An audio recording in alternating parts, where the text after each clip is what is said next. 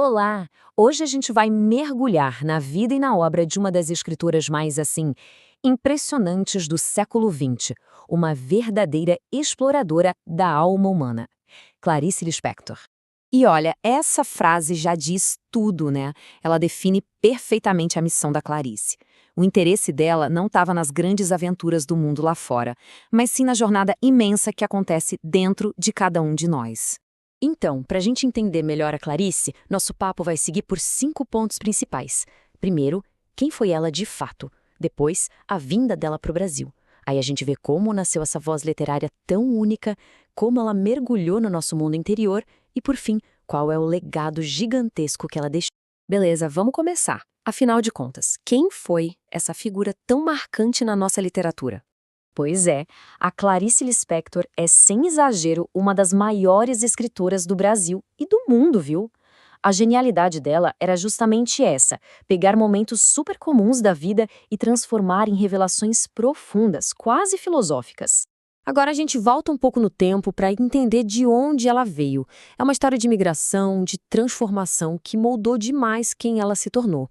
Pois é, pode parecer estranho, mas a grande escritora brasileira não nasceu no Brasil. A família dela veio para cá fugindo de perseguições na Europa, e essa experiência de ser uma estrangeira, de ter que se adaptar, marcou a sensibilidade dela para sempre. Então, o caminho foi assim. Chegaram em Maceió, depois foram para Recife e por fim se estabeleceram no Rio de Janeiro. Cada lugar deixou sua marquinha, mas foi ali no Nordeste que o olhar dela para o mundo começou a ficar diferente. E esta conexão com Recife é super importante. Foi lá que ela começou a desenvolver essa capacidade incrível de perceber os detalhes, sabe? Aquilo que ninguém tá vendo, os mistérios escondidos nas coisas mais simples, nos sentimentos das pessoas. Bom, e aí a gente avança no tempo, para aquele momento em que essa jovem, de repente, se revela para o Brasil como um talento literário, completamente fora da curva. E olha que curioso, né? Ela chegou a estudar direito. Mas a paixão pela escrita falou mais alto e o trabalho como jornalista já era um treino, um aquecimento para aquilo que era a vocação dela de verdade. E a idade que ela tinha quando publicou o primeiro romance? Anota aí, 23. 23 anos. Pensa na maturidade, na profundidade que essa mulher já tinha com essa idade. É de cair o queixo. Esse livro, Perto do Coração Selvagem, chegou e, pá, foi um estrondo. Numa época em que a literatura falava muito de questões sociais, de problemas do país, ela veio com uma coisa totalmente diferente. Uma escrita que estava mais preocupada em capturar o pensamento, o sentimento, aquele turbilhão que acontece dentro da nossa cabeça, o tal do fluxo de consciência. Tá, mas o que exatamente fazia a escrita dela ser tão Clarice? Vamos dar uma olhada no que define esse estilo que é único. Essa comparação aqui ajuda a gente a entender bem. Sabe as histórias normais, com começo, meio e fim, muita ação? A Clarice meio que virava isso de cabeça para baixo. O importante para ela não era o que acontecia fora, mas o que uma simples barata na cozinha podia despertar por dentro de alguém. Uma coisinha do dia a dia virava uma questão filosófica gigantesca. E essa frase dela é perfeita. É isso. Ler Clarice não é fugir da realidade, é mergulhar de cabeça nela. Principalmente na nossa realidade interna.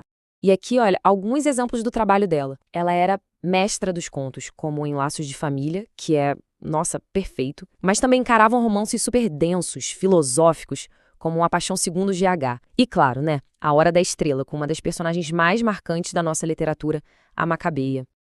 Ah, e tem mais. Ela também escreveu para crianças, e não era com historinha boba, não.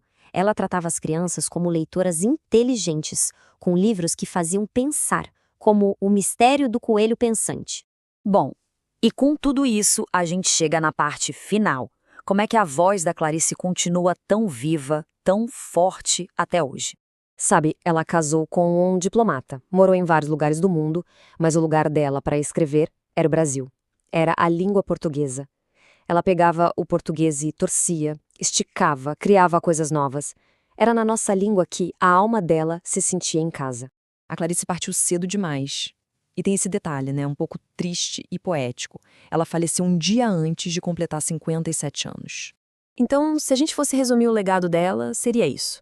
É uma escrita que, ao mesmo tempo, parece um bate-papo íntimo sobre a vida e de repente te joga na frente das perguntas mais fundamentais sobre quem a gente é. E a gente termina com essa provocação.